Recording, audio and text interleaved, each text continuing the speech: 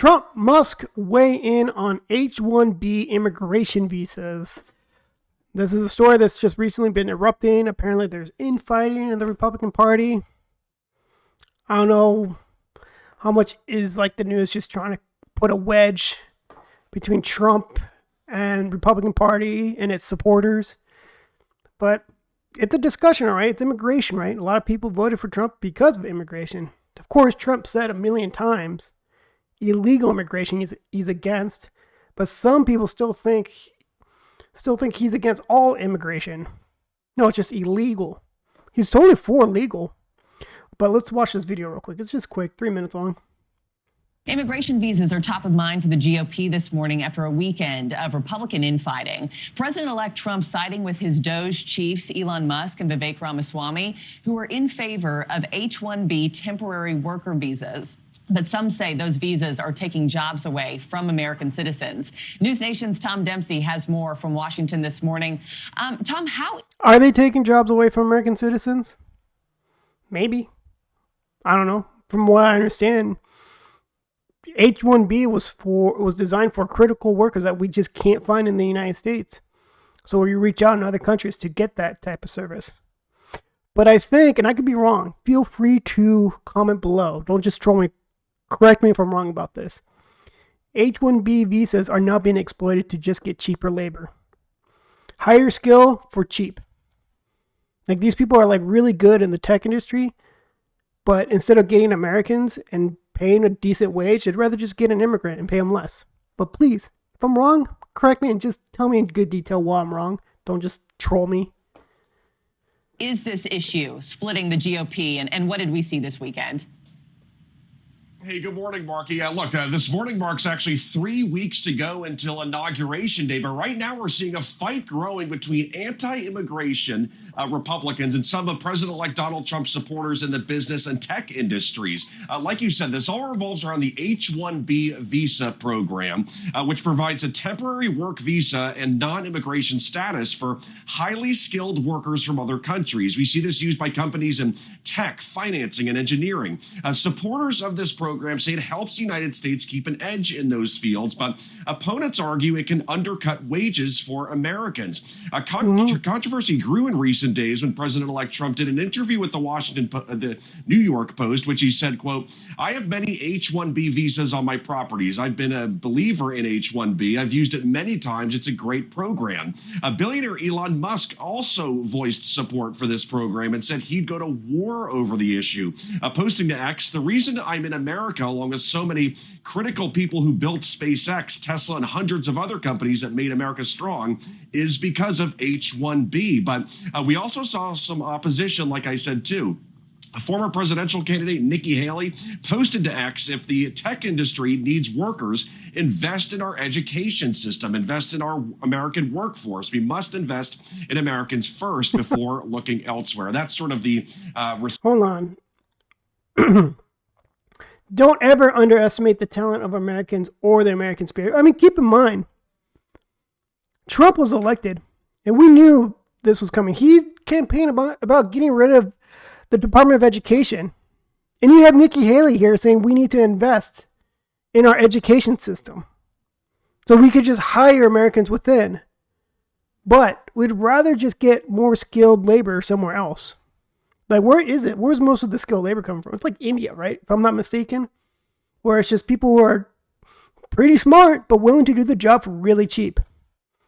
You know, that's why hire Americans who are going to complain about work-life balance, living wage, benefits, when you could just hire an immigrant and have leverage over them that if they're not willing to do the job for cheap, they could just deport them and find someone else. You know, keep that fear on them. Pay them less. Here's a job. Hey, you can at least come to America, you know, go to Disneyland. Accept the lower pay than what, you know, an American would take. And, you know, if they don't like the job, if they complain about wages or anything, that immigrant can just go and they'll find another one. for looking elsewhere. That's sort of the response from the opponents, saying that the money should instead be going towards Americans here in the country and the education system. But in response to those critics, Musk says that he's pushing for reforms for the H-1B visa program, including raising the minimum salary requirement to fight against wage abuse, potential wage abuse. Marky? And Tom, what are the requirements for these H-1B visas? So first and foremost, this is temporary, this visa, and it grants, like I said, non-immigration status that lasts up to 3 years, but that can also be extended. Yep. Also, as part of this, the recipients of the program need to have a bachelor's degree or higher as part of this in the specialty field, relevant to their specialty. Okay, hold on. Look at this. Temporary non-immigration immigrant status, so you don't get many benefits that Americans get. 3-year period, but of course that can get extended. If they still need you, they'll re-sponsor you over and over again. Must have a bachelor's degree or higher. So yeah, skilled workers. Smart workers. I mean, forget the Americans here struggling. All of our Gen Z now coming on, the millennials who got a bachelor's degree, and their wages are nothing, and they can't afford rent or anything, especially in this day and age with super high inflation and whatnot. But hey, we voted for this, right? We voted for this. Your dad paid for your education, hundreds of thousands of dollars for that bachelor's degree, and you can't get a job because, the company you want to work for is hiring the immigrants with the same set of skills because they're willing to do the job cheaper. They're not going to complain about the wages, work-life balance, and how you can't afford rent, can't afford cereal, blah, blah, blah. They don't want to, CEOs don't want to hear that. They'll just rather have leverage over the H-1B visa immigrants. Like, here's a job, here's the pay. I know it's low, but hey, you get to go to Disney World. You get to see Mount Rushmore. You get to go to Texas and go to the shooting ranges. You can't do that in your country, right? See, American freedom, fun. But if you complain about anything like wages or whatnot, work-life balance, anything like that, benefits, deported, get another one. Cheaper wages. But hey, we voted for this, right? This is what we voted for in America. Annual cap of 85,000 new statuses. Well, who's going to get priority for those workers, though? You think Vivek Ramaswamy and Elon Musk did not work their butt off to get Trump in office for nothing? No, they're getting something in return. They're going to get something in return, and they'll probably get priority for these workers. Immigration Services actually capped the number of new H-1B visas at 85,000 per fiscal year. According to data from the Department of Homeland Security, in fiscal year 2023, 72% of H-1B petitions approved involved people born in India, while 12% were born in China. And in total, 71% of the approved petitions were men. Is this good? I knew it was from India, like most of them, but damn, I didn't know it was 72%. Holy crap. 12% from China, aren't they? Well, they're kind of an adversary, right? But hey, bring in the 71% military age men to know all of our tech work and intellectual properties and whatnot. Who cares, right? As long as the CEOs make their money. We voted for this, though. As long as the wage gap between CEOs and workers continue to widen. And what's annoying about this is that if not Trump, who are we going to pick? Kamala Harris? Like, holy crap, these are our choices? It's like, hell no times 2. But Trump, I guess, but look. They're hiring people overseas for skilled work that they can get in America, but they don't want to pay them. That's what it is. There's plenty of these skilled workers here in the United States, but they just don't want to pay them. But look at the wage gap between CEOs and the workers. It continues to widen. But hey, we voted for this, right? But then again, it's like, we would probably be dealing with the same thing with Kamala Harris. Probably worse, right? But I mean, that's the problem with America, is that labor is the most expensive thing out of any company. Like the most biggest expense out of any company. If they could replace you right now with AI, they would do it. Your job right now, if they could replace you, they would do it. If they could hire someone else for cheaper, they would do it. I was just seeing a report about how difficult it is for new grads with bachelor's degrees to find a job, or people to find a job that pays them a decent wage, where they can finally have expendable income, not be struggling. And they have bachelor's, masters, and some doctorates in good paying, or should be good paying fields, but they're not. There is the ability to, pay the Americans better, but they'd rather not.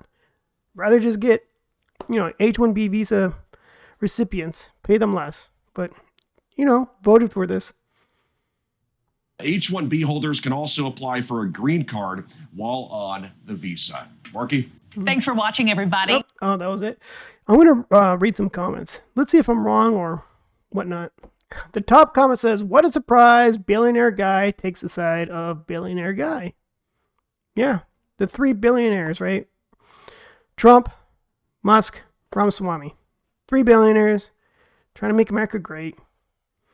Are we sure they're trying to do it for Americans, or are they doing it for themselves? Next comment says, these visas, H-1B and H-1-4, are abused since 1995 by both hiring companies and holders of these visas. These programs needs to be frizzed until we have smart solutions. I mean, I'm in favor of these visas if it's like a critical skill that we need in America, that we just seriously, legitimately cannot find in America. Like certain skills that are just very difficult to find in the U.S. Now, of course, we can find these skills here in the U.S. It's just these companies, these corporations, they don't want to pay Americans the necessary salary. So they just, again, reach out somewhere else. So they'll find someone in the world who's willing to do the job cheaper. Because for them, U.S. dollars go farther away in where they live. Another comment says, giving experience to foreign potential enemies is not a good idea. Probably the China part, right? Having skilled Chinese laborers here. I mean, it's not fair to say, because there's legitimate immigrants from China who just want nothing to do with that country anymore. They just want to be Americans. I met plenty of, I don't even want to call them Chinese Americans. I just want to call them Americans. They put America first before whatever non-existent allegiance they have to China. I met plenty of them, especially in the military. Another comment says, they better invest in American workers. Well, guess what? They're not. You voted for this. They're going to get rid of the Department of Education. How also do you expect them to invest in Americans? Okay, we'll create these jobs, but what are you going to do? Americans only? U.S. citizens only? Like, how are you going to convince the CEOs to pay Americans like their natural salary? You can't. There's nothing more that pisses off CEOs, managers, companies when you mention keywords that trigger them, like work-life balance, paid overtime, stress, mental health, things like that. They hate it. They'd rather just fire you and get someone else, because there is no employer-employee loyalty anymore. They're going to fire you like that and just hire someone in India to do your job. Another comment says, no to H-1B visas. We have the talent here in the U.S. Employers want H-1B employees because they pay them far less. It undercuts the U.S. workforce. It isn't fair. So many Americans in tech are unemployed. So yeah, I mean, this adds to my argument. And yeah, actually, for the past, 2 years, we've been seeing all these tech jobs with layoffs. They hire people, use them for a little bit. When they finally get what they want, they fire them. It's crazy seeing it. So much people in tech get unemployed and they get recycled and find another tech job, and they're just, Silicon Valley is just a mess. I don't want nothing part of that at all. One comment says, well, some American companies are firing their skilled American employees to opt for these foreign workers. Why, you ask? So they don't have to pay for the insurance and pensions of the American workers. We don't have pensions anymore. I mean, what company still does pensions? I mean, it's all, 401ks, but yeah, I mean, there's a retirement benefit, I guess you want to call it. Because of these foreign workers mostly go through foreign contractor companies who pay these contractors their pay and insurance. Interesting. I did not know that. Is that true? Please comment below if that's true. I've never heard of that, but I can see that. If you're in India and you want to work for the U.S. with a third party, there's a contracting company says, yeah, we got a contract with say Tesla. Come over here and work. And, Tesla just cuts them one check. They pay their workers however. They get a ride to the U.S. with the H-1B visa. I can see that. It's similar to how the government pays contractors. There's a contracting company that says, hey, we could do this job for you. Well, I don't know, like we could be in charge of your networks in one of your buildings, right? This is what our pay is. It's just easier for government to cut one check, and then that company just figures out how they pay their employees and whatnot. So I can see that. Further says, you see where I'm getting to at no American workers means not having to pay for insurance and pensions. So yeah, these companies would do that. They don't give a crap about the employees. All they care about is profits. I mean, it doesn't matter what party. I mean, companies just, they just don't give a crap about employees. I'm not saying all companies are like that, but man, it's so hard to find a good company where you can just give them your best and they reciprocate by giving you their best, But now it's just like, trust yet verify, just work, but get ready for them to just toss you to the curb type of situation. It's a weird relationship now. Where was it? Oh, and I saw a video today that pisses me off so bad where this American man with a family who has worked hard his whole life to be fired. And the humiliating part is he has to train his replacement or he will not see his severance pay if he does not. Wow, that's like a threat. I'm really regretting voting for Trump twice now. Does he include that video? No, I don't see that. Dang. I would love to see that video if that's true or not.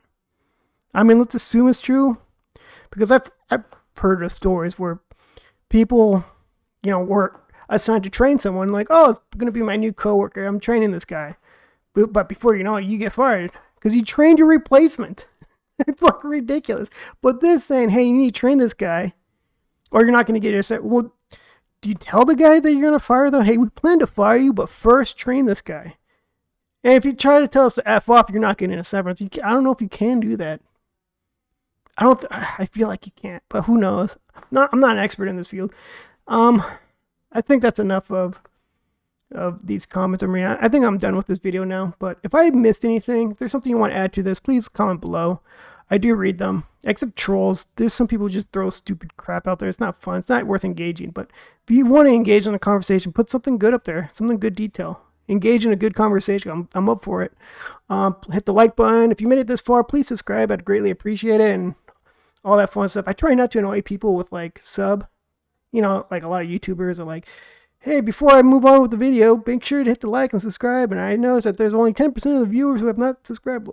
I mean, I put a graphic. Sure, it's like a quick reminder, but I don't spend like 30 seconds wasting people's time at the beginning of my videos. I ask at the end. So I hope you guys appreciate that. Until next time, again, like, comment, subscribe, all the fun stuff. Until next time, bye.